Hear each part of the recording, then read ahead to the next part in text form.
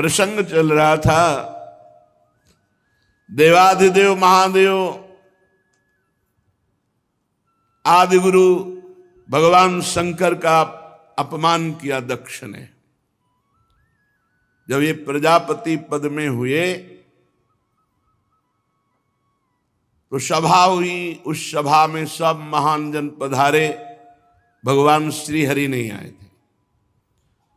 सभा में जब कोई बड़ा सम्माननीय पद या कोई बड़ा महापुरुष पधारे तो खड़ा हो जाना चाहिए हाथ जोड़कर, ऐसी मर्यादा है। सब खड़े हो गए, देवता, अग्नि, देवराज, इंद्र और सब लोकपाल, सब। दो नहीं खड़े हुए, भगवान महादेव और ब्रह्मा जी। ब्रह्मा जी पर दृष्टि गई तो दक्ष ने हाथ जोड़कर प्रणाम किया, क्योंकि प्रजापतियों के परमपति परमेष्ठी पद पर विराजमान जगत के पिता हैं। जब दृष्टि महादेव जी पर गई तो उनको बड़ा गुस्सा आया कि हमारा दामाद है, पुत्र के समान है, पर उठकर ना तो अभ्यर्थना वंदना ही की, ना वचन से कुछ बोले, बस कड़ुआ ही कड़ुआ बोलते रहे। पीछे आपने प्रसंग में सुना। जब महादेव जी ने देखा बहुत इधर उधर दोनों तरफ से शाप हो रहा है, तो खिन्न होकर के चल दिए। किंचित उद्विग्न मना ईशानुगाह, अपने परिकर के साथ उद्विग्न होकर कि व्यर्थ का क्यों दक्ष ने इतना बड़ा शाप दे दिया, इधर से नंदिकेश्वर ने शाप दिया, व्यर्थ में।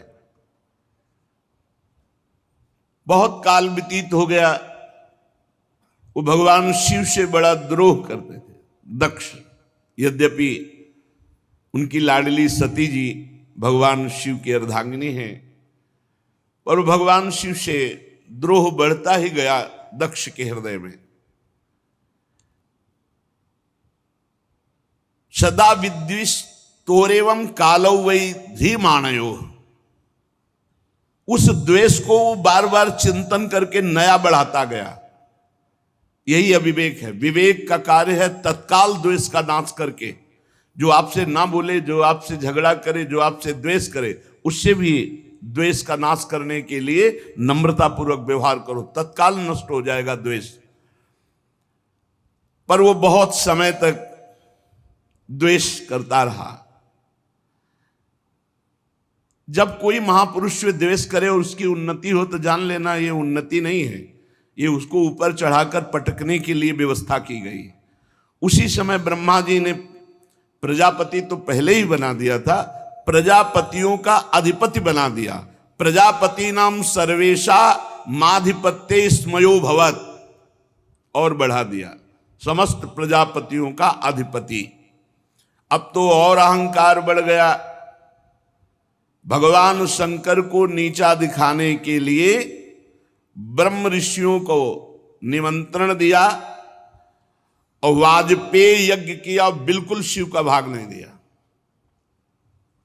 फिर बृहस्पति सौ नामक बहुत बड़ा यज्ञ है ये। जब इस यज्ञ को अनुष्ठान में बड़े बड़े ऋषियों को निमंत्रण, सब भगवत स्वरूपों को निमंत्रण, लेकिन भगवान शंकर के यहां कोई निमंत्रण नहीं, यज्ञ में कोई भाग नहीं।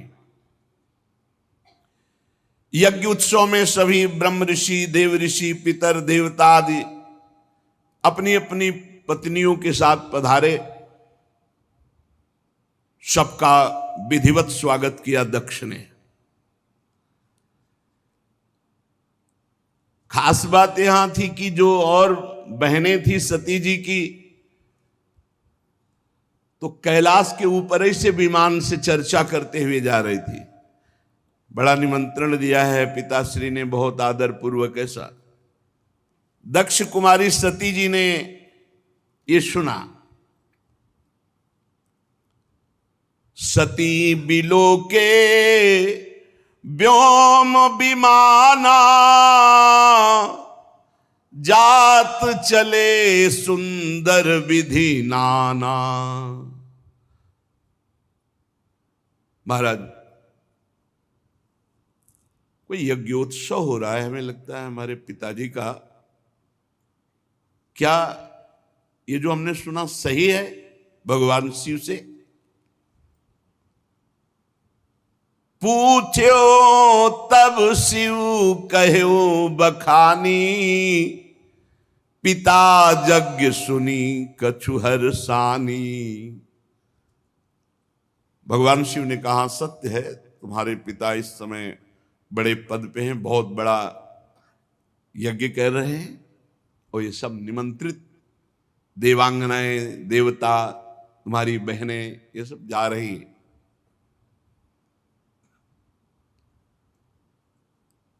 कहा प्रभु मेरी भी इच्छा हो रही, मैं भी जाऊं। जो महेशु मोहिया यसु देही, कछु दिन जाई रहो मिसिए ही। यदि भगवान शिव की आज्ञा हो तो मैं भी उत्सव में सम्मिलित हो जाऊं, वहां जाके दर्शन करूं। पिता भवन उत्सव परम, जो प्रभु आयसु होई, तो मैं जाऊं कृपायतन, सादर देखन सोई।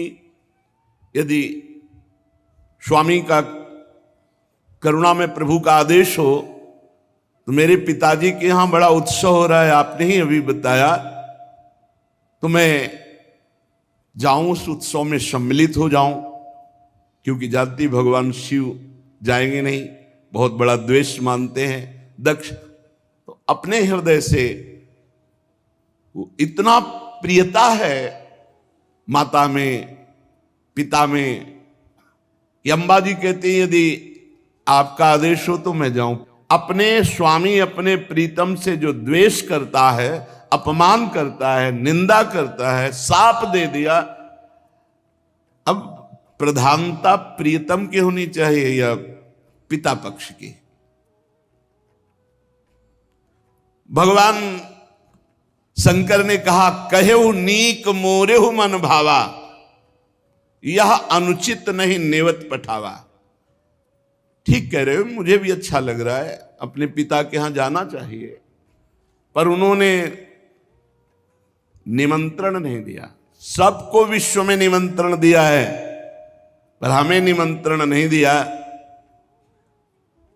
ब्रह्म सभा हमसन दुख माना, तेहि ते अजहु करहि अपमाना।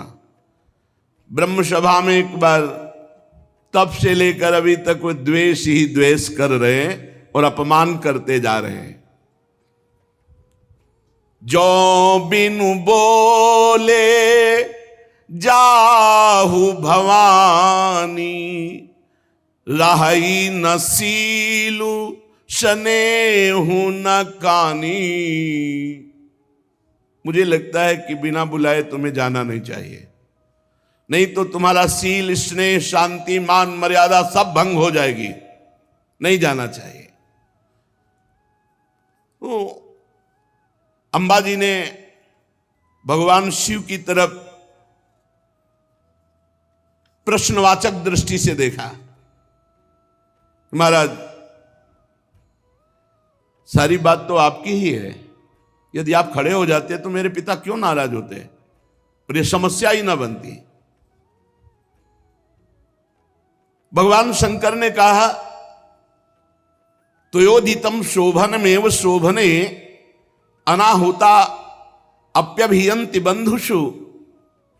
सुंदरी तुम कह सकती हो कि उठ के खड़े होना, प्रणाम करना, अभ्यर्थना करना, आपने क्यों नहीं किया? देहाभिमान से उत्पन्न हुए अहंकारी को हम कभी सम्मान नहीं करते। भगवान शिव क्या कह रहे? देहाभिमान जिसके छाया है, ऐसे अहंकारी, मदाभिमानी, द्वेषी, इनका हम सम्मान नहीं करते। विद्या, तपस्या, धन, सुदृढ़ शरीर, जवान अवस्था और उच्च कुल, ये 6 सत्पुरुषों में तो गुण का काम करते हैं, पर यही अगर नीच स्वभाव वालों में आ जाएं तो अभिमान बढ़ा देते हैं और दोष का काम करते हैं। उनकी विवेक शक्ति नष्ट हो जाती है और वो महापुरुषों का भी अपमान कर देते हैं। इसी से जिन्हें तुम अपना बांधव समझ रही हो वो हमें शत्रु समझ रहे हैं।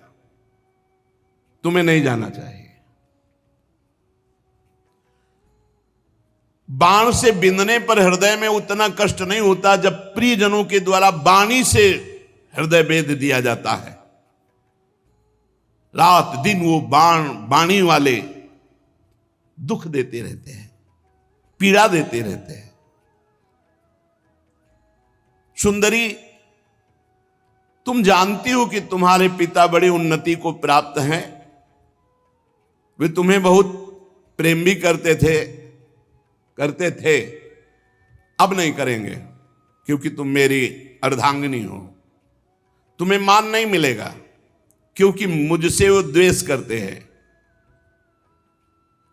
जीव की वृत्ति के साक्षी अहंकार शून्य महापुरुषों की समृद्धि को देखकर हृदय में संताप और इंद्रियों में वृथा होती है अहंकारी को।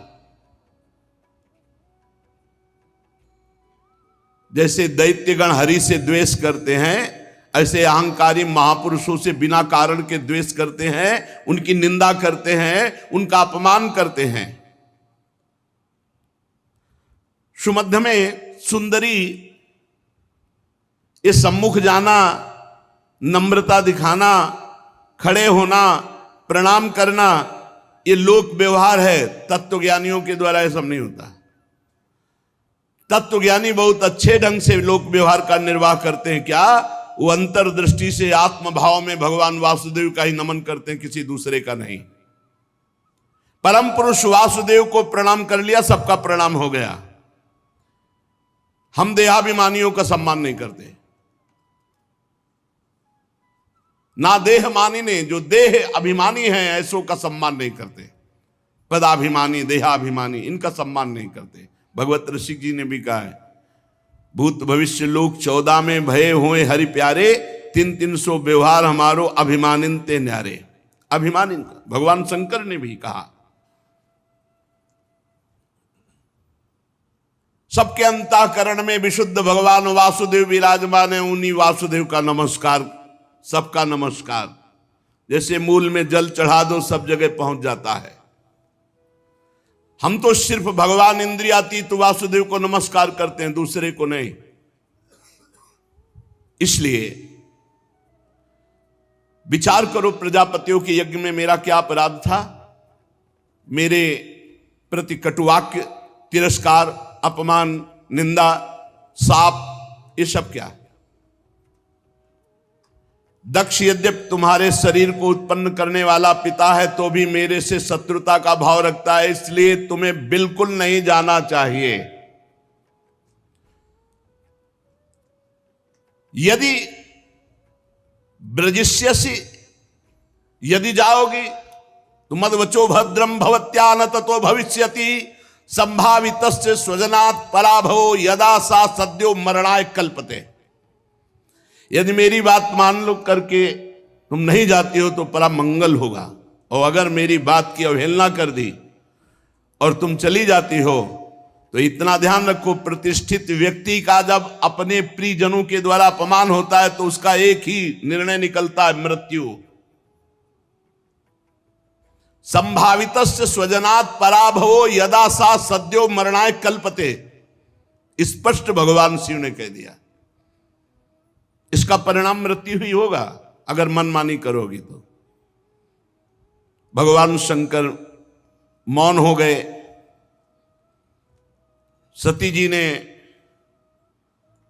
फिर दृष्टि से देखा, इस बार थोड़ा रुद्र दृष्टि थी, प्रश्नवाचक दृष्टि थी। इस बार मानो प्रश्न था कि हमने तो शास्त्रों में सुना है कि गुरु के यहां बिना बुलाए जाना चाहिए, पिता माता के यहां बिना बुलाए जाना चाहिए। तो यदि मैं बिना बुलाए जाती तो कोई दोष थोड़ी, शास्त्रीय दोष भी नहीं है, क्योंकि भगवान शंकर ने कहा जो बिन बोले जाओ भवानी, राहे न सील स्नेह न कानी। तो सती जी ने मानो प्रश्न किया कि क्या अपने पिता माता के पास बिना बुलाए जाना कोई दोष है? गुरु जी के यहां निमंत्रण ना मिलने पर भी जाना चाहिए, यही मर्यादा है। ये नहीं कि तुम्हें बुलावें, प्रार्थना करें तब नहीं। यद्यपि मित्र प्रभु पितु गुरु गेहा, जाई बिनु बोले हूं न संदेहा। भगवान शिव ने कहा प्राण प्यारा मित्र बिना बुलाए जाना चाहिए, इष्ट देव के यहां, स्वामी के यहां बिना बुलाए जाना चाहिए, गुरुदेव के यहां बिना बुलाए, और माता पिता के यहां। ये 4 जगह है जहां निमंत्रण की परवाह नहीं की जाती। परम प्राण प्रिय मित्र, स्वामी का गृह और गुरुदेव और माता पिता। भगवान शंकर ने कहा ठीक सिद्धांत है ये, पर तदपि विरोध मान जहां कोई, तहां गए कल्याण न होई। यदि मित्र द्रोह रखता है तो नहीं जाना चाहिए, यदि माता पिता द्वेष रखते हैं तो नहीं जाना चाहिए, यदि गुरु की इच्छा है कि तुम ना हो तो फिर नहीं जाना चाहिए, यदि स्वामी की इच्छा है कि तुम हमारी दृष्टि में ना पड़ो तो नहीं जाना चाहिए। तदपि विरोध मान जहां कोई, तहां गए कल्याण न होई। भगवान शिव ने कहा वहां नहीं जाना चाहिए। भांति अनेक शंभु समुझावा,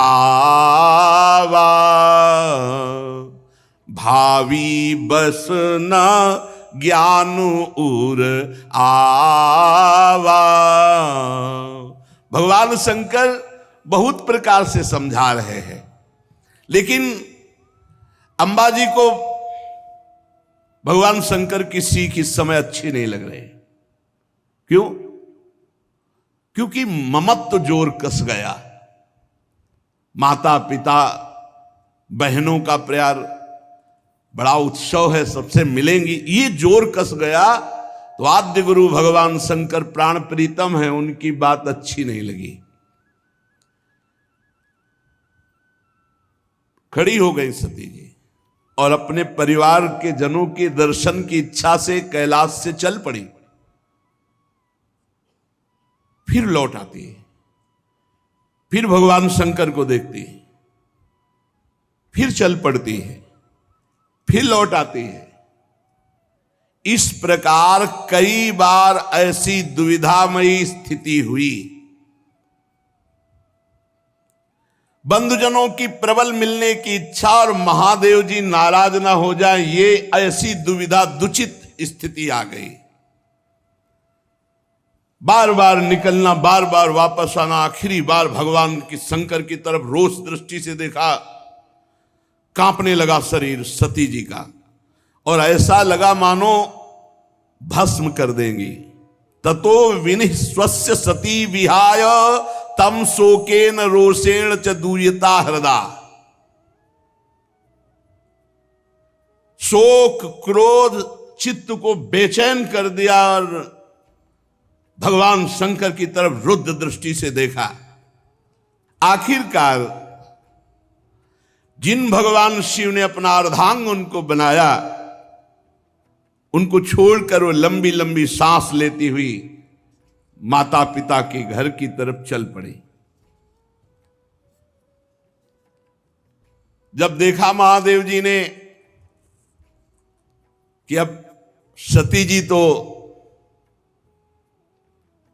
रुकेंगे ही नहीं, तो कई हजार रुद्रगणों को आदेश किया और अपने निजी वाहन वृषभराज नंदकेश्वर को आदेश किया, जाओ तुरंत जाओ। हजारों भगवान शिव के पार्षद माता जी से विनय की कि वाहन पर विराजमान हो। अपने वाहन पर नहीं माता जी जा रही, भगवान शिव के वाहन नंदकेश्वर वृषभराज पर विराजमान हुई।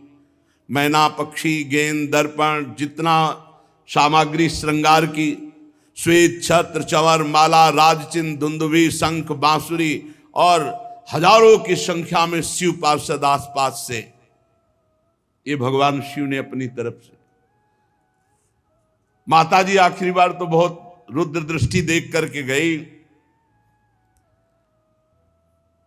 अब जब सेवकों के साथ यज्ञशाला में प्रवेश किया तो वहां ब्राह्मण लोग वेद ध्वनि उच्च स्वर से होड़ लगी हुई थी। देखा स्वर्ण डाब चर्म आदि के जो मिट्टी काठ आदि के पात्र अलग अलग, सब देवताओं का भाग, सबकी व्यवस्था, लेकिन पूरी यज्ञ में कहीं भी भगवान शंकर का कोई स्थान नहीं, कोई भाग नहीं। सती जी को जे ही दक्ष ने देखा तो बड़े क्रोध दृष्टि से देखा और कोई आदर नहीं, कोई बातचीत नहीं। सती जी ने देखा, अरे मेरे प्रीतम का कहीं यज्ञ में कोई भाग नहीं और ये पिता होकर मेरे साथ ऐसा बर्ताव। बहनें जो बड़ी मुस्कुराती हुई एक उपहास जनित ऐसे, निमंत्रण तो गया होगा आपके पास सती जी के, हमारे पास, हमारे लिए तो वाहन भी गया था, व्यवस्था भी गई थी। अच्छा भले आ गए, उपहास। केवल एकमात्र सती जी की माता उस सहृदय प्रेम से मिली। सादर भले ही मिली एक माता, भगिनी मिली बहुत मुस्काता। दक्षिण कछु पूछी कुशलाता, सती बिलो की जरे सब गाता। सती जाई देख्यू जब जागा, कतहु न दीख शंभु कर भागा। तब चित चढ़े जो शंकर कहेऊ, प्रभु अपमान समुझी उर दहेऊ। सती जी ने देखा कि बहनें मुस्कुरा करके मिल रही हैं, पिता तो देखते ही जल गया और भगवान शंकर का कहीं कोई भाग नहीं। बहुत क्रोध आया, मानव संपूर्ण लोगों को अंबा भस्म कर देंगी। दक्ष की तरफ देखकर कहा, कर्म मार्ग के अभ्यास में घमंडी शिव जी से द्वेष करता है। तब तक मर्यादा रहती जब तक इष्ट पर प्रहार न हो। अगर इष्ट के संबंध पर प्रहार हो तो जैसे पिताश्री कह के बात करने वाले प्रहलाद जी ने दैत्यराज कह के बात किया, ऐसे का कर्म मार्ग के अभ्यास में लगा हुआ घमंडी तो भगवान शिव से दोह करता है। लड़खड़ा रही थी क्रोध में वाणी अंबा जी की, तू पिता है क्या? तू जानता है भगवान शंकर से बड़ा कोई इस सृष्टि में है? नायस्य लोके त्यतिसायनः प्रियस्तथा प्रियो देह भृताम प्रियात्मना तस्मिन् समस्तात्मनि मुक्त वैर के रीते भवंतम कतमः प्रतीपयेत। तू जानता है जिनका न कोई प्रिय है ना प्रिय है, सदैव अपने आत्म स्वरूप में निमग्न रहते हैं, उनसे वैर किया तूने।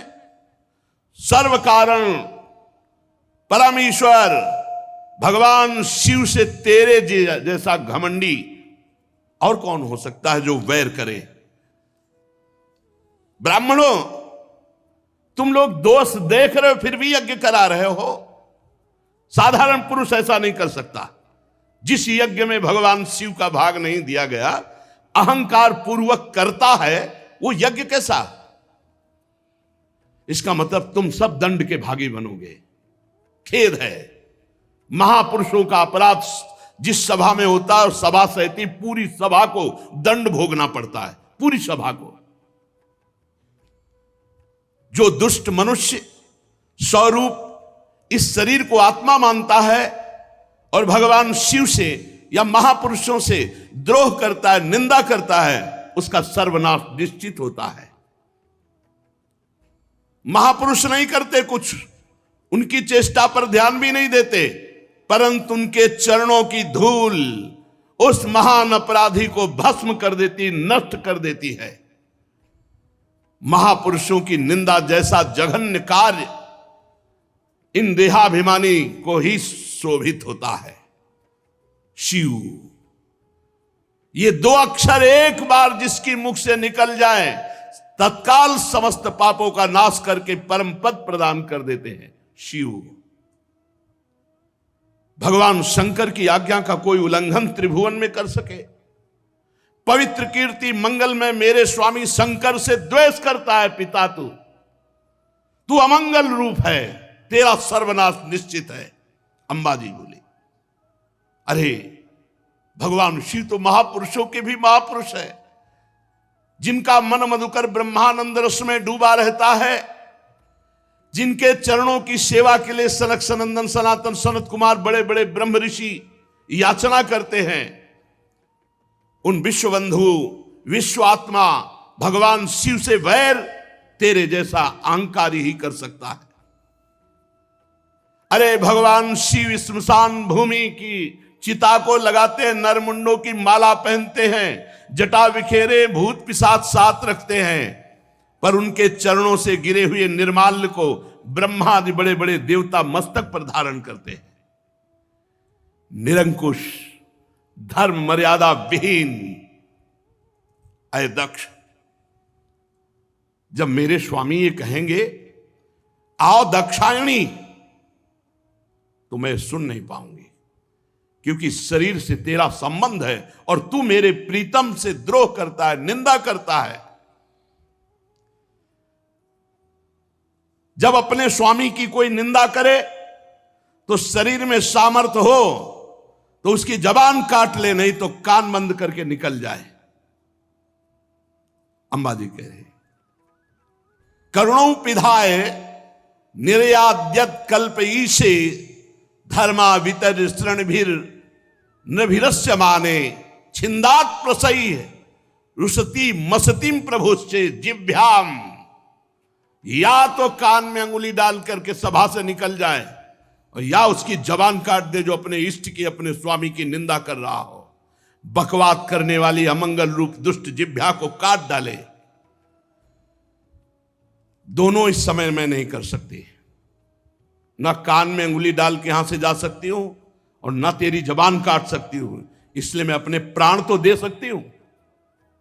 सती जी ने कहा, भगवान नीलकंठ शिव की निंदा करने वाले, तेरे से शरीर संबंध रखता है कि तू पिता कहलाता इस शरीर का।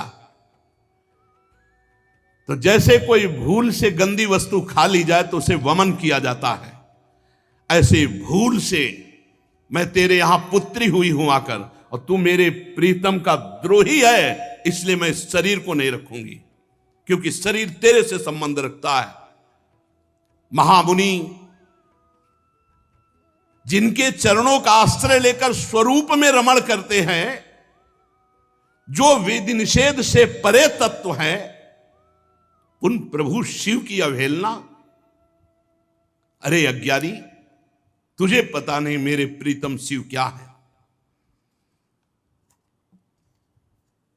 पिताजी, यदि तू ये नहीं जानते हो कि भगवान शंकर परब्रह्म परमात्मा हैं, तो हमारा ऐश्वर्य भी तुम नहीं जान सकते हो। हमारा ऐश्वर्य सिर्फ आत्मज्ञानी महापुरुष जानते हैं, क्योंकि भगवान शिव सदैव वट वृक्ष के नीचे रहते हैं।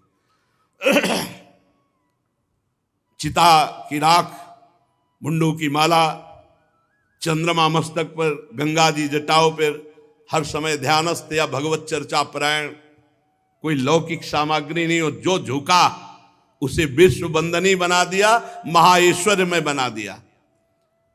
सती जी कहती, पिताजी हमारा ऐश्वर्य अव्यक्त है, आत्मज्ञानी ब्रह्मबोध संपन्न महापुरुष हमारा ऐश्वर्य जान सकते हैं, तुम्हारे जैसे देहाभिमानी नहीं। ये यज्ञशालाओं में यज्ञान से तृप्त होकर प्राण पोषण करने वाले एक कर्मठी देवता या तुम्हारे जैसे यज्ञ करता मेरे स्वामी के वैभव को नहीं जान सकते। भगवान शंकर का अपराध करने वाले अपराधी आपके इस शरीर से उत्पन्न हुए निंदनीय देह को अब एक क्षण मुझे नहीं रखना। लज्जा आती ही मुझे इस शरीर पर कि मैं दक्ष पुत्री हूं। मेरे प्राण प्रीतम शिव का अपराध करने वाले, तुझे धिक्कार, और तेरी पुत्री कहलाने वाले शरीर को धिक्कार। अगर मैं वापस जाती हूं और भगवान शिव कहेंगे आओ दाक्षायणी, दक्ष पुत्री आओ, ये मैं नहीं सुन सकती। ये मैं नहीं सुन सकती कि भगवान शिव का अपमान करने वाले शरीर से हमारा संबंध है।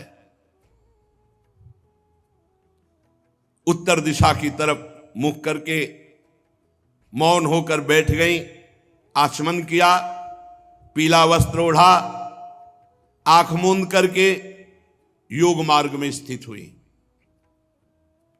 तत्काल आसन बांधकर प्राणायाम, प्राणवायु को नाभि चक्र का भेदन करते हुए उदान वायु को नाभि चक्र से ऊपर उठा करके अनिंदिता महामहिमामयी सती हृदय स्थित वायु को कंठ मार्ग से भ्रकुट के बीच में लाकर और सबके परम पूजनीय अपने प्राण प्रीतम भगवान शंकर का ध्यान, और ध्यान करते हुए अंदर से मांगा, बार बार मेरा जन्म हो और मेरे पति जगत गुरु भगवान शंकर हो। अंतिम समय ध्यान में यही मांगा कि बार बार मेरा जन्म हो और हर जन्म में हमारे पति जगत गुरु भगवान शंकर हो। बस भगवान शंकर के ध्यान में तन्मय होकर सब कुछ भुला दिया। यहां तक ये भूल गई कि मैं दक्ष पुत्री सती हूं, सब विस्मृत, केवल शिव। तुरंत आग लग गई, चरणों से लेकर पूरे शरीर में आग लग गई। भगवान शिव के चिंतन में तन्मय और अपने प्राण त्यागने की जे ही धारणा की तो योगाग्नि प्रकट हो गई अंबाजी के शरीर में। हाहाकार मच गया, पूरे शरीर में दिव्य आग। समस्त देवता जो यज्ञ में सब कोलाहल मच गया, भागे सब इधर उधर भागे कि अब तो आतंक हो जाएगा, अब तो सर्वनाश का खेल होगा। क्योंकि सती जी ने शरीर छोड़ दिया तो रुद्रगण कैसे किसी को चैन से रहने देंगे। जो बड़े बड़े याज्ञिक थे उन्होंने कहा, अरे ये दक्ष के दुर्व्यवहार से कुपित होकर देवादिदेव महादेव की प्रिया सती ने अपने शरीर को त्याग दिया। अरे देखो, सारे चराचर के जीव इस दक्ष प्रजापति की संतान है, फिर भी ये कैसा दुष्ट है। अपनी पुत्री शुद्ध हृदया सती का आदर नहीं किया, भगवान शिव का ऐसा निरादर किया कि उसने प्राण त्याग दिया। बड़ी सब बातें होने लगी। अरे कम से कम जब शरीर छोड़ रही थी उस समय शंकर द्रोही रोक देता, लेकिन इसने तो बात ही नहीं की। जेव ही ये सूचना, यज्ञ मंडप के बाहर शिव पार्षद खड़े थे, शिव पार्षदों को सूचना मिली, हाहाकार मचा हुआ, सती जी ने अपने शरीर में योगाग्नि प्रकट कर ली। अब तो उठा उठा करके पटकने लगे जितने भगवान शिव पार्षद थे, जो मिले पंडित यजमान, जो भयंकर रुद्र लीला। महाराज सर्व समर्थ भृगु जी ने देखा यज्ञ में तो विघ्न डाल दिया, तो उन्होंने अपहृतम रक्ष इस मंत्र का उच्चारण करके जय स्वाहा दक्षिणाग्नि में आहुति दी, तो रिभु नाम के महान बलवान देवता प्रकट हुए तत्काल मंत्र के बल से, और बड़े तेजों में ब्रह्म तेज से संपन्न, और उन्होंने जलती हुई लकड़ी जो मिला उठा उठा कर भगवान शंकर के गणों की पिटाई करके भगा दिया यज्ञ रक्षा के भृगु जी के मंत्र से। उधर देवर्षि नारद जी भगवान शंकर शांत बैठे हुए थे। हर हर महादेव, नारायण नारायण नारायण। भगवान शंकर ने आंख खोला, बोले प्रभु बड़ा मंगल हो गया, दक्ष ने आपका भाग नहीं दिया यज्ञ में, और माता जी से बात भी नहीं की, आपकी निंदा, आपका अपमान ना सह सकने के कारण सती देवी ने योगाग्नि के द्वारा अपने शरीर को भस्म कर दिया। और आपके पार्षद जब उनको दंड देने लगे तो भृगु जी ने रिभुओं को मंत्र के द्वारा इतना प्रबल पार्षद रूप प्रकट किया कि आपके पार्षदों को मार के भगाया वो आ रहे हैं। भगवान शंकर उस समय सती का भस्म होना, पार्षदों का अपमान, तो क्रुद्धा सुदृष्टोष्ठ पुटः सा धूर्तिजटाम, भगवान शिव क्रोध से ओठ चबाने लगे और जटाएं से बिखेर ली और एक जटा पकड़ी जो बिजली की तरह चमक रही थी और उखाड़ कर पृथ्वी पर पटक दिया एक जटा को। जे ही पटका तो इतनी जोर का अट्टहास हुआ मानो विश्व का विनाश हो जाएगा।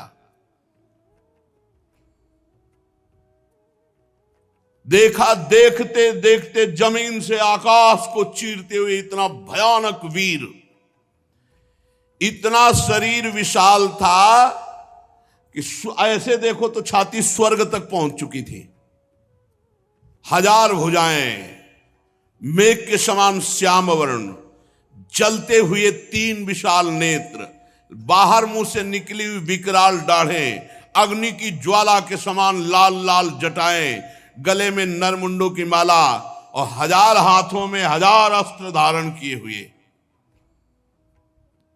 तम किम करोमीति गृणंतमाह बद्धांजलिम, भगवान भूतनाथा, हाथ जोड़कर वो महावीर बोला, हे भूतनाथ, क्या आज्ञा है हमारे लिए।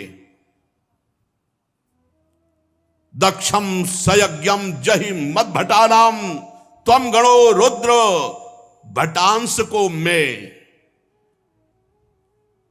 भगवान शंकर ने कहा, जाओ दक्ष, उसके यज्ञ, पार्षद, यज्ञ करता सबको नष्ट कर दो।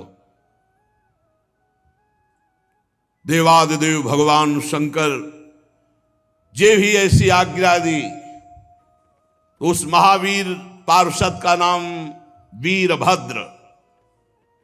भगवान शंकर के चरणों को स्पर्श करके, परिक्रमा करके चलने को जैसे ही अगला कदम रखा मानो भूकंप आ गया। इतना विशाल का शरीर, ऐसा मालूम होने लगा मानो भूकंप आ गया। बड़े वेग से कुछ ही क्षण में सिंहनाद दहाड़ करते हुए यज्ञ मंडप की तरफ। 1000 हाथों में और अस्त्र तो है, भगवान शंकर का विशेष त्रिशूल हाथ में लिए हुए, मानो त्रिशूल संसार का संहारकारी मृत्यु ही त्रिशूल रूप धारण किए हो। हजारों सेवक और पीछे चल रहे रुद्रगण, आगे वीरभद्र।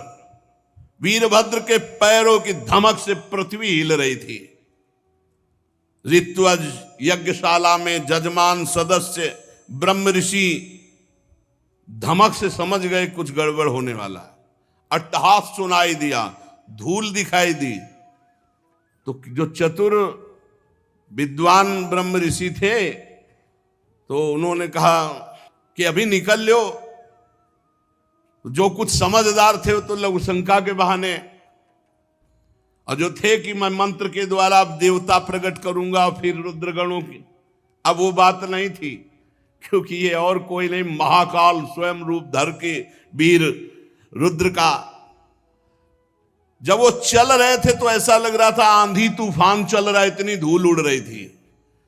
जटाएं ऐसी चमक रही थी मानो बिजली चमक रही हो। अट्टहास, गर्जना। दक्ष पत्नी प्रसूति अन्य स्त्रियों से व्याकुल होकर कहने लगी कि अब सर्वनाश निश्चित है, क्योंकि सती का तिरस्कार हुआ, महादेव जी को पता चल गया। भगवान शिव के अनादर का परिणाम अभी सर्वनाश शुरू हो जाएगा, मुझे अनुभव हो रहा है। इतने ही में प्रलय काल उपस्थित जटाजूट बिखेरे हुए, शस्त्रास्त्रों से सुसज्जित और सामने तांडव करते हुए और रुद्रगण और विशाल काय शरीर वीरभद्र मेघ गर्जना के अट्टहास से 10 दिशाएं कंपायमान कर दी। बार बार शिव शिव वीर रुद्र पुकारते, मानो विधाता ने साक्षात काल की रचना की हो विनाश के लिए।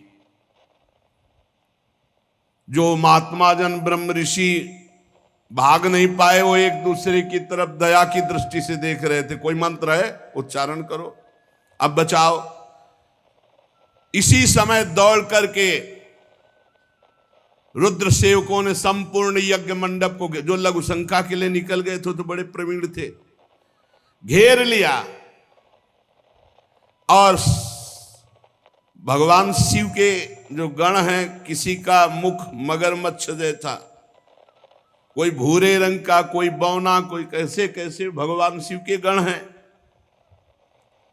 जितने वहां थे, किसी को मुख में डाला, किसी को मसला, किसी को काटा, किसी को मारा, वहां हाहाकार मचा। किसी ने यज्ञशाला के खंभों को तोड़ दिया, किसी ने यज्ञ के पश्चिम भाग को नष्ट कर दिया, किसी ने सभा मंडप को, किसी ने उत्तर भाग को, किसी ने यजमान गृह को, किसी ने पाकशाला को, किसी ने यज्ञ के पात्र जो देवताओं के भोग,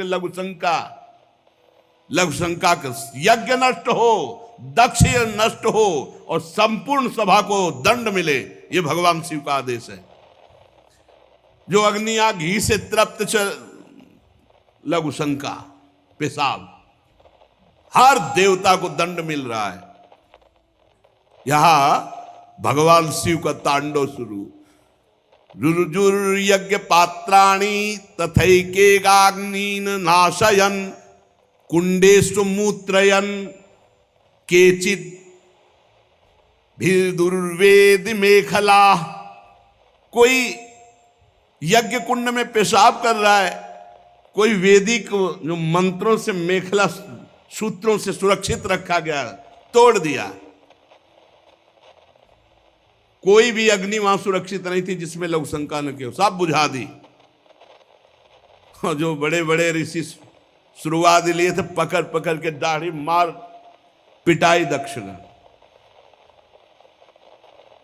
भगदड़ मच गई पूरी यज्ञशाला में। जो देवता भागे उठा के पटक दिया।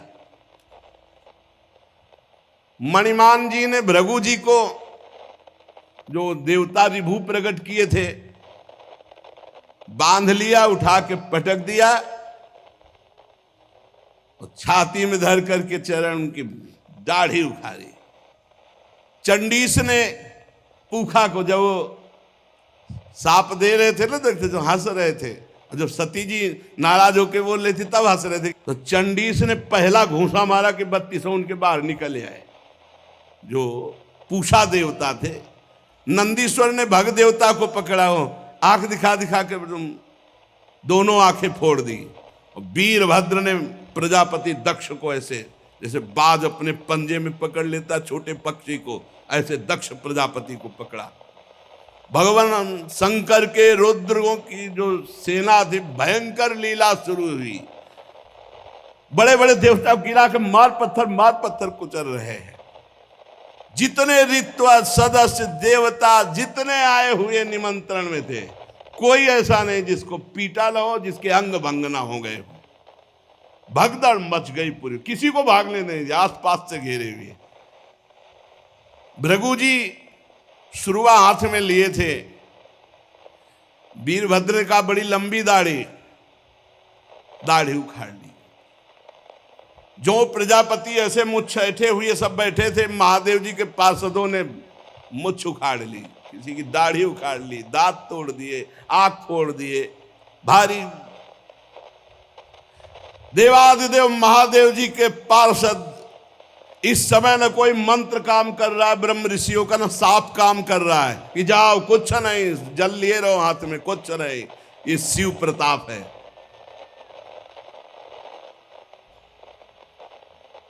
महादेव जी के जो कटु वचन सुन रहे थे कानों में, कान छेद दिए, जो हंस रहे थे दांत तोड़ दिए। वीरभद्र उठा के पटक दिया दक्ष को, छाती पे घुटना रखा, पर मंत्रों से इतना सुदृढ़ यजमान को कर दिया गया था कि काल भी नहीं मार सकता अस्त्र के द्वारा। अब एक विशेष तलवार से उन्होंने, लेकिन खरोच भी नहीं लगी दक्ष के गले में। हर शस्त्र का प्रयोग किया वीरभद्र ने, लेकिन मंत्रों के बल से जजमान सुरक्षित थे, दक्ष का एक रोम भी नहीं काट पाए। तब वीरभद्र ने कहा जरूरत ही नहीं अस्त्र की, धरा लाद और पकड़ के खोपड़ी ऐसे ऐठ करके, वैसे किसी अस्त्र से नहीं काट, ले तुम्हारे मंत्र काम। सब मंत्रों को ऐठ करके खोपड़ी और जो पूर्णाहुति जैसे होती है ऐसे यज्ञशाला में झोंक दिया दक्ष की खोपड़ी को। यजमान दक्ष का धड़ लेकर के यज्ञाग्नि में, भूत प्रेत पिशाच तांडव कर रहे हैं यज्ञ में, हाहाकार मच गया। वीरभद्र ने संपूर्ण यज्ञ को विध्वंस कर दिया, कोई सुरक्षित नहीं, सब नष्ट भ्रष्ट किया और क्षण में कैलाश वापस। भगवान शिव को प्रणाम किया और कहा प्रभु जैसा आपने आज्ञा की थी वैसा ही हुआ। त्रिशूल पट्टिस गदा पर एक मुदगर आयुधों से छिन्न भिन्न होकर ऋत्वज सदस्य जजमान सब नष्ट भ्रष्ट कर दिए गए। अब उनमें जिनकी सांसें चल रही थी, अब ऐसे ऐसे महापुरुष थे, अंतर्ध्यान हुए, ब्रह्मा जी के पास पहुंचे, बोले प्रभु ऐसा ऐसा सब पूरा।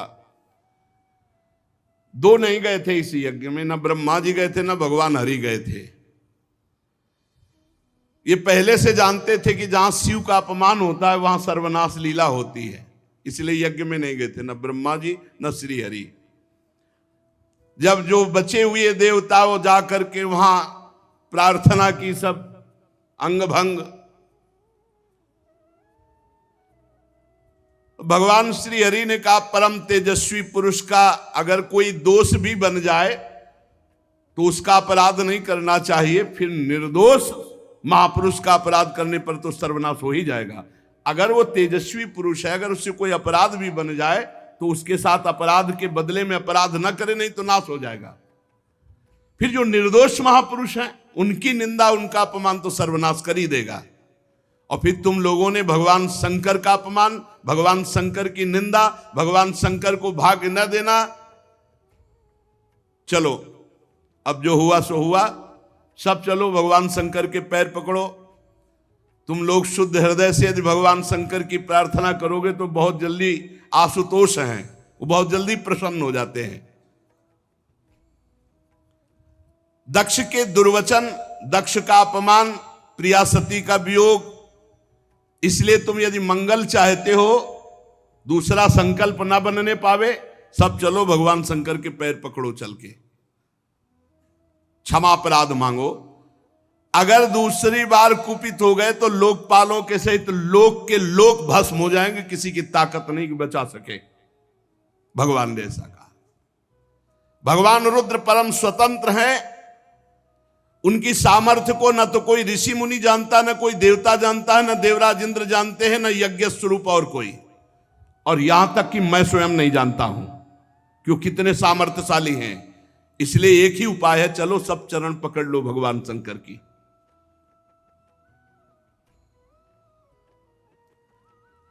इस प्रकार जब सबको प्रेरित किया तो भगवान ब्रह्मा जी प्रजापतियों को, पितरों को और जो बचे खुचे पिटे पुटे देवता थे उनको साथ लेकर कैलाश गए। कैलाश पर्वत दिव्य औषधियों से, दिव्य मंत्रों से और योग आदि से सुरक्षित है। ऐसा नहीं कि हर कोई कैलाश में प्रवेश पा लेगा। दिव्य औषधियां, दिव्य मंत्र, दिव्य योग आदि और दिव्य देवता किन्नर गंधर्व आदि के द्वारा सुरक्षित है।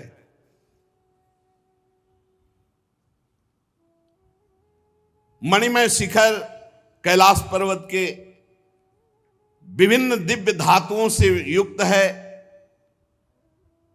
बड़े निर्मल झरने बह रहे हैं। बहुत सुंदर विहार स्थली कैलाश पर्वत। मोरों के शोर, मदांध भ्रमरों के गुंजार, कोयलों की कुहू कुहू ध्वनि, पक्षियों का कलरव और कल्प वृक्ष की ऊंची ऊंची डालियां जिनमें पक्षी चहक रहे। बड़ा सुंदर कलकल ध्वनि झरनों की हो रही है। मंदार, पारिजात, सरल, तमाल, साल, ताड़, कचनार, असन, अर्जुन, इनके बड़े बड़े वृक्ष हैं। आम, कदम्ब, नीप, नाग, पुन्नाग, चंपा, गुलाब, अशोक, मौलसिरी, कुंद, कुरबक, सुनहले शतपत्र, कमल, इलायची, मालती की मनोहर लताएं, कुब्जक, मोगरा, माधवी की बेलें, ये बहुत सुंदर, ये सब देवता लोग देखते हुए जा रहे हैं। कटहल, गूलर, पीपल, पाकर, बड़, गूगल, भोज वृक्ष, औषधि जाति के पेड़, केले, नाना प्रकार के सुपारी, राजपूग, जामुन, खजूर, आमड़ा, आम, पियाल, महुआ, लिशौड़ा, ये बड़े बड़े वृक्ष। सरोवर सुंदर सुंदर जिनमें उत्पल, कलहार, शतपत्र, सहस्त्रपत्र के कमल खिले हुए हैं। झुंड के झुंड पक्षी वहां भ्रमण कर रहे हैं। हरिन, बानर, जंगली सुअर, सिंह, रीछ, शाही, नीलगाय, सरब, बाघ, कृष्ण मृग, भैंसे, करड़ांत, एक पद, अश्वमुख, भेड़िया, कस्तूरी मृग, ये सब झुंड के झुंड बनाकर, और देखा कि उसके चारों ओर नंदा नाम की दिव्य नदी, जिसमें केवल देवी सती ही स्नान करती थी। परम पवित्र कैलाश पर्वत की रमणीयता को देवता बड़े आश्चर्यचकित होकर देखते हुए जा रहे हैं। वहां अलका नाम की एक सुरम्यपुरी सौगंधिक वन देखा, जिसमें सुगंध फैलाने वाले सौगंधिक नाम के कमल खिले हुए थे। नंदा और अलकनंदा नाम की दो नदियां कैलाश के आसपास। तीर्थपाद श्रीहरि के चरण रज के संयोग से अत्यंत पवित्र अलकनंदा, देवगंगा। अलकापुरी चांदी, सोने, बहुमूल्य मणियों, सैकड़ों विमानों से छाए। इसके बाद जैसे बिजली चमकती है, ऐसे तेजों में शिखर कैलाश के। कुबेर भगवान के सेवक शंकर जी के हैं। अलकापुरी कुबेर की राजधानी है। उसको छोड़कर जब आगे बढ़े तब देखा 100 योजन ऊंचा बट वृक्ष, 100 योजन ऊंचा, 100 योजन 400 कोस। सायोजन सतोत्सेधा पादो न विटपायतः। 100 योजन ऊंचा बट वृक्ष, 400 कोस ऊंचा। 75 योजन चारों तरफ डाले। 75 योजन, 75 योजन, 75 योजन, 75 योजन चारों तरफ। और हर ऋतु बट वृक्ष के नीचे, कहीं वर्षा ऋतु, कहीं शरद ऋतु, कहीं शिशिर ऋतु, हर ऋतु। ये भगवान शिव का बैठने का बट वृक्ष है। 100 योजन ऊंचा, 75 योजन की चारों तरफ डाले, और 6 ऋतुएं, और पूरे वट वृक्ष में एक भी घोंसला नहीं, एक भी पक्षी नहीं बैठेगा। भगवान शिव का ये वास स्थल, ये महायोगमय बट वृक्ष है। सब ब्रह्मादि देवताओं ने देखा भगवान शंकर विराजमान है, शांत स्वरूप, गौर वर्ण। भगवान भूतनाथ का श्रीअंग बड़ा ही आकर्षणकारी गौर वर्ण। सनक सनंदन सनातन सनत कुमार और सिद्धगण और कुबेर और भी बड़े बड़े ब्रह्म ऋषि सब हाथ जोड़े बैठे हुए हैं। देवर्षि नारद सनातन ब्रह्म के विषय में कुछ प्रश्न किया है, उसका उत्तर भगवान शिव दे रहे हैं। भस्म, त्रिपुंड, जटा, मृगचर्म, मस्तक पर चंद्रकला धारण किए हुए बैठे हुए भगवान शिव। बड़ा सुंदर रूप है ये। जो स्वरूप इस समय बताया जा रहा है, कृतोरौ दक्षिणे सभ्यम पाद पद्मम च जानु जी, ये हमारे ध्यान का विषय था। बाहुम प्रकोष्ठे क्षमाला मासीनम तर्क मुद्रया, बायां चरण दायां चरण ऐसे हिलगा हुआ है, बायां चरण दाहिनी जांग पर है और बायां हाथ बाएं घुटने पर, यहां कलाई में रुद्राक्ष की माला और तर्क मुद्रा से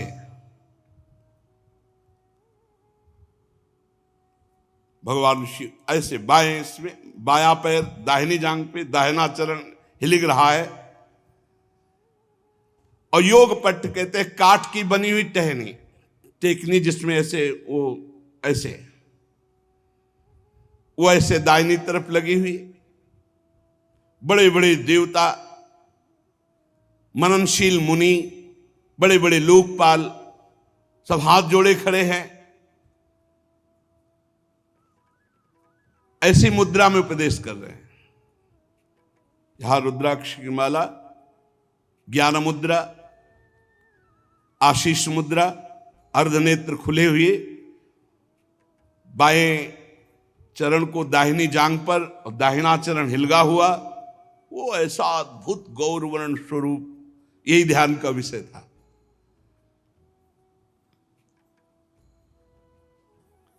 समस्त देवता दैत्यों के अधिपति ब्रह्मादि सब महादेव जी के चरण कमलों की वंदना की। जी देखा ब्रह्मा जी आए, भगवान शिव आसन से खड़े हो गए और सिर झुकाकर ब्रह्मा जी की वंदना की।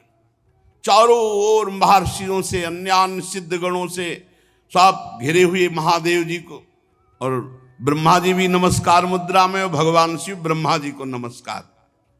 चंद्रमौली भगवान शिव बड़ी गंभीर मुद्रा में से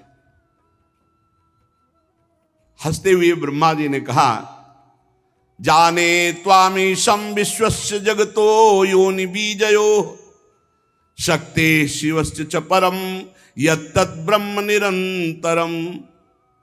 मैं जानता हूं स्वामी, आप संपूर्ण जगत के रचयिता है, पालन करता है और संहार करता है। ब्रह्मा जी कह रहे हैं विश्व की योनि शक्ति और विश्व के पुरुष शिव स्वरूप आप ही पर ब्रह्म है, आपसे ही संपूर्ण सृष्टि प्रकट होती, शिव और शक्ति से। भगवान आप शिव शक्ति से संपूर्ण लीला करते हुए इस जगत को मकड़ी के जाले के समान प्रकट करते हैं, इसी पर खेलते हैं। आपकी ही बांधी हुई वर्णाश्रम धर्म की मर्यादा है। महामंगल में महेश्वर जो आपकी आराधना करते हैं, वो स्वर्ग चाहे तो स्वर्ग, मोक्ष चाहे तो मोक्ष, धन चाहे तो धन, जो चाहे आप प्रदान करते हैं। महानुभाव, हम सब आपको प्रणाम करते हैं, अपने आप को आपके चरणों में समर्पित करते हैं। प्रभु, ये पशु स्वभाव वाले लोगों की गलती पर आप क्रोध न कीजिए।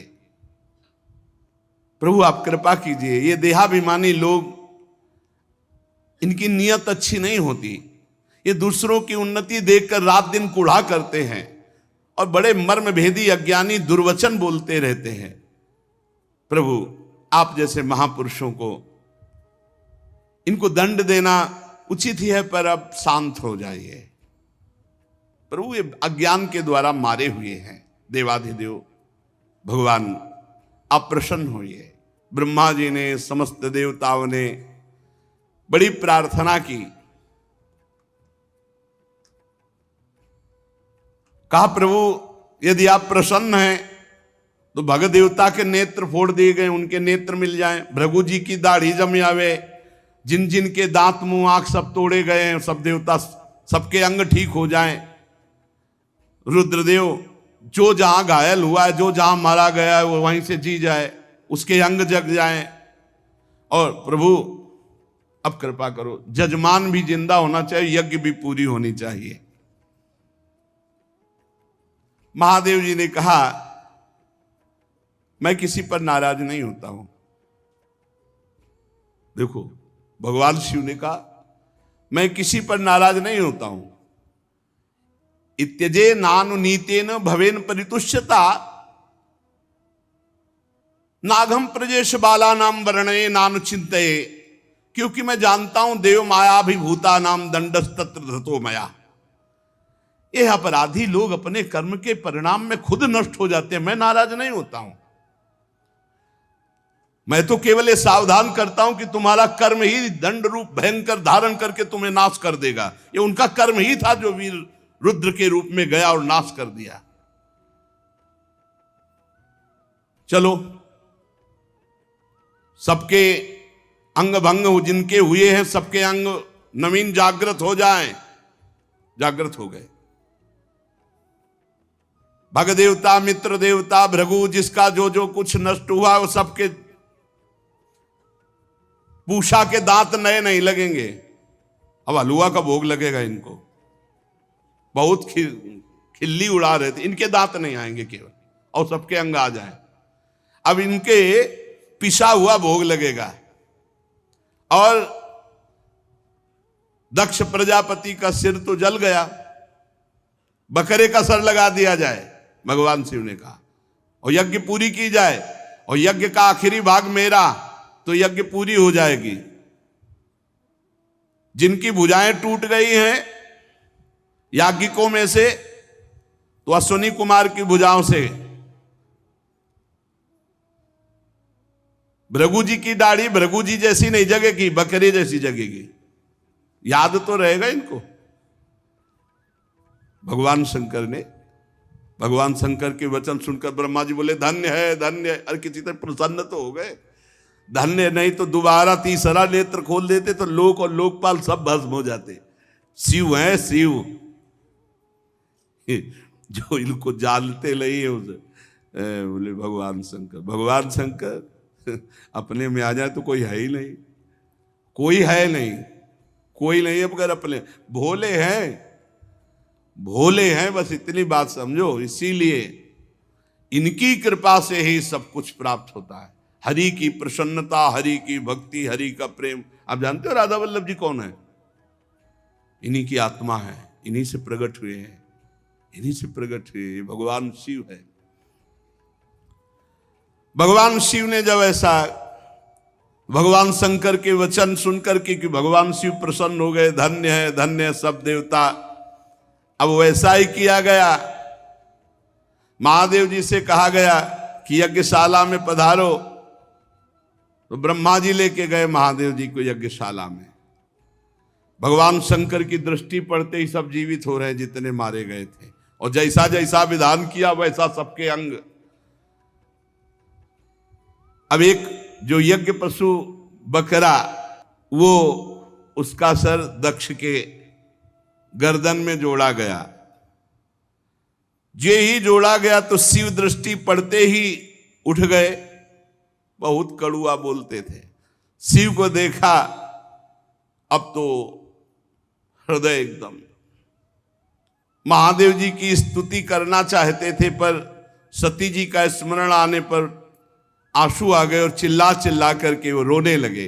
प्रेम विह्वल प्रजापति दक्ष जैसे तैसे अपने को रोका। अब बकरे की आवाज में क्या होता है स्तुति, बहुत जोर के बोलते थे। भगवान शंकर कुछ बोल ही नहीं पा रहे, तो भगवान शंकर ने सामर्थ्य दी। तब दक्ष बोले भूयान अनुग्रह अहो भवता कृतो में दंडस्त्वया मयि भृतो यद्यपि प्रलब्धा ना ब्रह्म बंधुश्चवान भगवन्नवज्ञा तुभ्यम हरेश्च कुतएव धृत व्रतेषु। भगवान मैंने अपराध किया है आपका, और आपने जो थोड़ी शिक्षा के लिए दंड दिया इसको मैं कृपा मानता हूं। आज मेरा अहंकार नष्ट हो गया। आप और भगवान श्री हरि तो आचारहीन नाम मात्र के भी अपने जनों की उपेक्षा नहीं करते, फिर प्रभु हम तो यज्ञों के द्वारा आपकी ही प्रसन्नता के लिए आपकी आराधना करते हैं, आप हमें कैसे भूल जाएंगे। प्रभु आपने ही ब्रह्मा होकर सबसे पहले आत्म तत्व की रक्षा के लिए अपने मुख से विद्या, तपस्या, व्रतादि ब्रह्म ऋषियों को उत्पन्न किया। प्रभु मैं आपके तत्व को नहीं जानता हूं, मैंने भरी सभा में आपको अपने वचनों से बेधा था, किंतु आज मैं फल पा गया। अगर आप आशीष न देते तो आज के बाद शब्द ही नहीं निकलता। प्रभु मेरे अपराध क्षमा कर दो।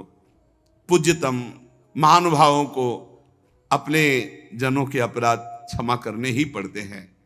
आप अपनी करुणा भरी दृष्टि से मुझे उबार लो। अब भी आपको प्रसन्न करने के लिए मेरे पास गुण नहीं है, बस आप अपनी कृपा से प्रसन्न हो जाओ, उदारतापूर्ण बर्ताव से प्रसन्न हो जाओ। आशुतोष भगवान शंकर प्रसन्न हो गए। उपाध्याय, ऋत्वज आदि की सहायता से यज्ञ आरंभ हुआ। ब्राह्मणों ने मंत्रों के द्वारा पूरी सब पवित्रता की, फिर यज्ञ प्रारंभ की और फिर भगवान का आवाहन किया।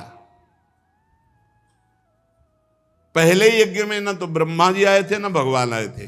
जब भगवान शंकर पधारे तो आवाहन जो ही किया तो उसी समय श्याम वर्ण, कमर में सुवर्ण की करधनी, पीतांबर धारण की, अनंत सूर्यों के समान दीदीप्यमान मुख कमल, नीली अलकावली कांतिमय कुंडलों से शोभायमान, और शंख, चक्र, बाण, धनुष, गदा, खड्ग, ढाल, भगवान 8 भुजा धारण किए हुए वहां प्रकट हुए। हृदय में श्रीवत्स का चिन्ह, सुंदर बनमाला, उदार हास, लीला में कटाक्ष, आनंद मगन करते हुए आसपास सहस्त्रों पार्षद प्रकट हो गए, जो चवन ढुला रहे हैं, कोई छत्र लिए है। भगवान पधारे। ये देख करके ब्रह्मा जी, महादेव जी, देवराज इंद्र, सब ऋषि आनंदित हो गए और भगवान को प्रणाम किया। सबकी जिह्वा लड़खड़ा रही थी। भगवान के तेज के सामने कोई बोलने में समर्थ नहीं हो रहा था। ब्रह्मा जी की भी मति काम नहीं कर रही थी, ऐसा भगवान का दिव्य रूप। दक्ष ने, ऋत्वजों ने, सदस्यों ने, भगवान शंकर ने, भृगु जी ने, ब्रह्मा जी ने, इंद्र ने, याज्ञिकों ने, ऋषियों ने, सिद्धों ने, यज्ञ पत्नियों ने, लोकपालों ने, योगेश्वरों ने और ब्रह्म स्वरूप वेद मूर्तिमान होकर के, फिर अग्निदेव मूर्तिमान होकर समस्त देवताओं ने, गंधर्वों ने, विद्याधरों ने और ब्राह्मणों ने, सबने भगवान की अलग अलग स्तुति की। श्री भगवान ने कहा, ध्यान से सब लोग सुन लो। जब सबने विनय की, इन सब ने, तो भगवान ने कहा, सुनो, जगत का परम कारण मैं ही महादेव हूं, मैं ही ब्रह्मा हूं और मैं ही हरि हूं। उपाधि शून्य। हे विप्रवरो, तुम मेरी इस बात को स्वीकार करो कि जो मोरे ब्रह्मा, विष्णु और शंकर, इन 3 रूपों में थोड़ा भी भेद देखता है और किसी का भी अपमान करता है, वो कभी सुरक्षित नहीं रह सकता। भगवान कह रहे, अहम ब्रह्मा च सर्वश्च जगतः कारणम परम आत्मेश्वर उपदृष्टा स्वयं दृग विशेषण आत्ममायाम समाविश्य सोहम गुणमयीम द्विज सृजन रक्षण हरन विश्वम दध्रे संज्ञाम क्रियोचिताम। सृजन करना ब्रह्मा रूप से, रक्षा करना विष्णु रूप से और विनाश करना शिव रूप से। मैं इन क्रियाओं को स्वीकार कर 3 रूपों में प्रकट हुआ हूं। इसलिए हम तीनों में कभी कोई भेद न करे। मैं परब्रह्म हूं। जो अज्ञानी पुरुष है वो मुझ ब्रह्मा, रुद्र और हरि इन रूपों को अलग अलग करके देखता है। बहुत ध्यान से सुने। जो हरि उपासक है शिव निंदा न करें, जो शिव उपासक है हरि निंदा न करें, नहीं दोनों को कुछ नहीं मिलेगा, परिणाम में दुख ही मिलेगा। जैसे सिर, हाथ और पैर अपने बराबर प्यारे होते हैं, अपने ही अंग होते हैं, ऐसे ही मैं चराचर जगत के रूप में भी हूं। हम ब्रह्मा विष्णु महेश्वर तीनों स्वरूपता एक ही है। संपूर्ण जीवों में मैं ही हूं। जो ऐसा जानता है वही परम ज्ञानी है, वही तत्व ज्ञानी है, वही परम शांति को प्राप्त होता है। भगवान ने ऐसा समस्त यज्ञ में पधारे हुए देवता ऋत्विज आदि को उपदेश सुना। बहुत बढ़िया यज्ञ हुई। यज्ञ का बचा हुआ शेष भाग भगवान को शंकर जी को दिया गया। इधर एवं दाक्षायणी हित्वा सती पूर्व कलेवरम यज्ञे हिमवता क्षेत्रे मेनाया मिति सुश्रुम। जिस समय सती जी शरीर त्याग रही थी तो केवल भगवान शंकर का चिंतन था, तो शरीर त्याग कर हिमालय की पत्नी मेना के गर्भ से जन्म लिया। अंबाजी ने जो सती स्वरूप से थी, वो अपना शरीर जब पूरा किया तो हिमालय के यहां सती मरत हरि सन बरु मांगा, जन्म जन्म शिव पद अनुरागा, तेहि कारण हिम गिरि गृह जाई, जन्मी पार्वती तनु पाई। अपना शरीर छोड़ते समय अंबा ने भगवान शिव का चिंतन किया था और ये बात कही थी कि जन्म जन्म भगवान शिव हमारे पति हों। हिमांचल के घर में पार्वती के रूप में माता जी ने जन्म लिया। जब से उमा जी हिमांचल के घर में जन्मी तब से रिद्धियां सिद्धियां संपत्तियां वहां सेवा में उपस्थित हो गई। बड़े बड़े मुनियों ने हिमालय में आश्रम बना लिया और तपस्या परायण हुए। सब प्रकार के नए नए वृक्ष सदा पुष्प फलयुक्त हो गए और तरह तरह की मणियों की खानें हिमालय में स्वयं प्रकट हो गई। सब नदियों में स्वच्छ जल बह रहा है। पर्वत पर सभी प्रकार का आनंद छा गया क्योंकि जगन माता प्रकट हुई पार्वती जी के रूप में। पार्वती जी के हिमालय में प्रकट होने से अद्भुत संपत्ति शोभा, प्रतिदिन नए नए मंगल उत्सव और बड़े बड़े ऋषि मुनि वहां आकर दर्शन करते। नारद जी पधारे हिमांचल के घर में। पर्वतराज हिमांचल ने चरण धोए, उत्तम आसन पर बैठाला, स्त्री सहित मुनि के चरणों में प्रणाम किया, चरणोदक पान किया, घर में चरणोदक छिड़का। हिमांचल ने कहा, आज हमारा बड़ा सौभाग्य है प्रभु आप पधारे, और प्रभु आपकी कृपा से एक तेजोमयी दिव्य पुत्री प्रकट हुई है। त्रिकालज्ञ सर्वज्ञ तुम, गति सर्वत्र तुम्हारी, कहो सुता के दोष गुण मुनिवर हृदय विचार। लाके पार्वती जी को, पार्वती जी के गुरु है नारद जी। नारद जी के सामने जगन माता अंबा जी को, जो अभी बहुत छोटी स्वरूप में है, कन्या रूप में, प्रणाम करवाया। महाराज आप त्रिकालज्ञ सर्वज्ञ हैं, आप बताइए इस कन्या के भाग्य रेखा में क्या है। नारद मुनि ने देखा मन से, वो तो जान ही रहे कि शिव प्रिया है। तुम्हारी कन्या सब गुणों की खान है, स्वभाव से सुंदर सुशील और बहुत ज्ञान समुद्र है। लक्षण विचार के कहा, इनका नाम उमा, अंबिका, भवानी ऐसे नामों से पुकारी जाएंगी। ये बड़े शुभ लक्षण हैं। और महाराज ये पति को बहुत प्यारी होंगी और इनके पति अचल अविनाशी सुहाग, बड़ा यश फैलेगा आपका। सारे जगत में इससे बढ़कर कोई पूज्य नहीं होगा। जो इसका पूजन करेंगे वो जो कामना करेंगे वो प्राप्त कर लेंगे। देवी है, आद्या शक्ति। तुम्हारी पुत्री के सहारे पतिव्रत रूपी तलवार की धार पर नारियां चढ़ जाएंगी। पर्वतराज, क्या वर्णन करें तुम्हारी कन्या के भाग्य। हाँ, आप कुछ 2-4 अवगुण दिखाई दे रहे हैं। सावधान हो गए हिमालय। आपने सब सद्गुण वर्णन किए, आपने कहा अवगुण। अवगुण क्या है? बोले ध्यान देकर सुनो। अगुण अमान मातु पीतु हीना, उदासीन सब संशय छीना। जोगी जटिल अकाम मन, नगन अमंगल वेश। अस स्वामी यही का मिली, परिहस्त असिरेख। और तो सब ठीक है। इसका जो पति होगा गुणहीन, गुणहीन का मतलब त्रिगुणातीत, सतोगुण रजोगुण तमोगुण से परे, मानहीन अर्थात आत्मस्वरूप, माता पिता विहीन।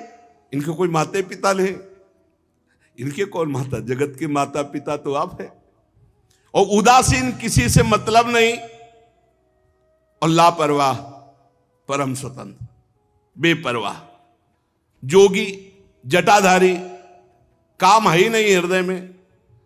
दिगंबर रहते हैं, कभी बागंबर धारण कर लेते हैं। बस एक ही कमी है, पति ऐसा मिलेगा, और तो सब ठीक है। नारद जी की वाणी सुन करके सखियों को और उमा जी को,